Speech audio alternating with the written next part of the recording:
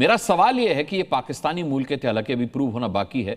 सवाल यह है कि पाकिस्तान आतंक का जन्मदाता है, इस पर अब किसी को कोई वहापोह नहीं है, किसी को कोई कंफ्यूजन नहीं है। आपको है क्या? नहीं, बहुत बहुत शुक्रगुजार हूँ आपका। सभी को मेरा जय हिंद, जय संविधान। देखिए, हम तो बारहा कहते हैं कि पाकिस्तान पड़ोसी जो मुल्क है एक बेगैरत मुल्क है। वहाँ लगातार टेररिस्ट एक्टिविटीज़ होती हैं और उनका टेररिज्म जो वो पालते हैं ऐसे टेररिस्टों को, वो उनके देश के लिए भी ख़तरनाक है और हमारे देश के लिए तो और भी ज़्यादा ख़तरनाक है। और वो अब पूरे विश्व के लिए जो है वो ख़तरनाक होता जा रहा है।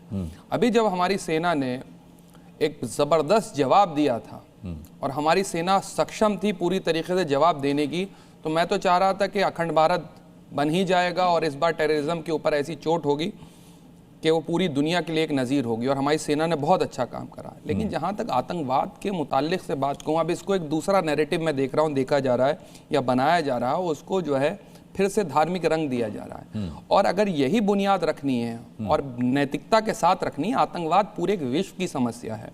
अगर उसमें धर्म का चश्मा लगाया जाएगा या ख़ास तौर पे जो है उसको इस्लाम को टारगेट करा जाएगा, तो फिर मुझे लगता है कि मुझे वकालत करना ज़रूरी है। साजिद अकरम, एक मिनट आचार्य जी, एक मिनट। वो साजिद अकरम किस धर्म से? मैं साजिद अकरम किस धर्म से? नवीद अकरम किस धर्म से? ठीक है, धर्म को टारगेट कौन कर रहा है? मैं बता रहा हूँ। मैं दूसरी चीज भी देख रहा हूँ। वो ठीक है, टेररिस्ट हैं और उनका कोई धर्म से ताल्लुक नहीं है तमाम जगह। और यही नजीर अगर आचार्य जी, एक मिनट यही नजीर लेना, यही नजीर 10 सेकंड दे दीजिए। पासपोर्ट पर क्या लिखा होगा? क्या लिखा होगा? पहचान के तौर पर क्या लिखा होगा? जो भी लिखा होगा। नेशनलिटी क्या लिखी होगी? उनकी नेशनलिटी लिखी होगी, उनका रिलीजन लिखा होगा, रिलीजन क्या लिखा नाम लिखा होगा। तो फिर धर्म से कैसे ना जोड़ा जाए? सुनिए, अब अनुराग भाई बहुत अच्छी बात कही, मैं तो चाह रहा हूं इस पे खुल करके सार्थक चर्चा हो। तो फिर ये भी नजीर रखिए कि न्यूजीलैंड के अंदर जो लोग नमाज पढ़ रहे थे, उनको मारने वाले का क्या धर्म था? मिस्र के अंदर जो नमाजी नमाज पढ़ रहे थे और उनको 350 लोगों का कत्ल हो गया, तो उनका धर्म क्या था? श्रीलंका के अंदर जब हुआ था, उनका धर्म क्या था? मैं बता रहा हूं। से एक के बाद एक घटना कर रही है पूरा विश्व में, जहां से आतंकवाद पैदा हो रहा है, उस बात को समझने की आवश्यकता नहीं है क्या?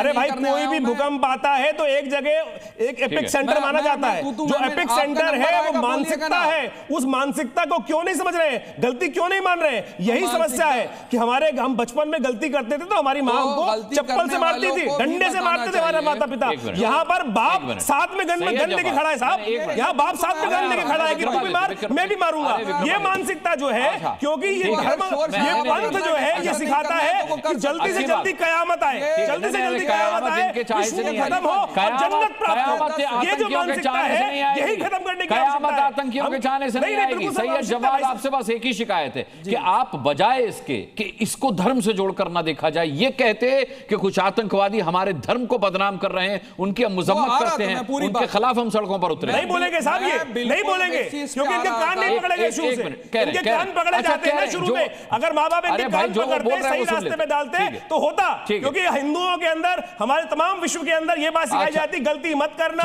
गलती मत करना, राष्ट्र सर्वोपरि है, राष्ट्र का सम्मान करना। यहाँ सिखाया जाता है कि नहीं, जन्नत सर्वोपरि है, जन्नत सर्वोपरि है। सैयद जवाद को टेरर कैंप थोड़ी चलाते हैं जो ये उनसे। अरे यही सिखा रहे हैं साहब। अच्छा नहीं, कैसे बाप बेटा बनकर मुझे बताइए? बाप बेटा आतंकवादी सामने गोलियां चला रहे हैं, सामने के सामने लोगों निभा पे, बाकी लोग बीच में आराम से अरे आचार्य जहां भी देखा जाए विश्व में यही चल रहा है और आप कह रहे चुप बैठे रहो, चुप बैठे रहे क्या? ऐसे खून खोलता रहे। कल हमारे जी में यहीं पे बंदूक लेके आ जाएंगे साहब। ऐसे कैसे बंदूक लेके आ जाएंगे? आपको सिक्योरिटी सिक्योरिटी पर इतना भरोसा नहीं? ना ऑस्ट्रेलिया गलत बात। अच्छा ठीक है, अब बात खत्म कीजिए। और देखिए, ये अगर ये नजीर रखी जाएगी, मैं तो कह रहा हूं आतंकवाद के ऊपर सार्थक चर्चा होनी चाहिए, उसकी परिभाषा को रखना चाहिए, विश्व पटल पे रखना चाहिए।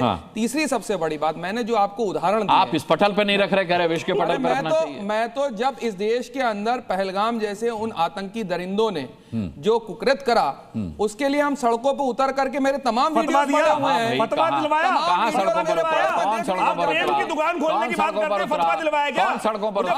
आतंकियों के खिलाफ कौन सड़कों पर उतरा? मैंने नहीं। बुरहान वानी के साथ खड़े हो जाते हैं। हमने बुरहान वानी को आतंकवादी नहीं कहते, बुरहान वानी को आतंकवादी नहीं कहते, गलत काम कर रहे हैं उनको आतंकवादी नहीं मानते। आगे बढ़ते, सबके प्रदीप भंडारी।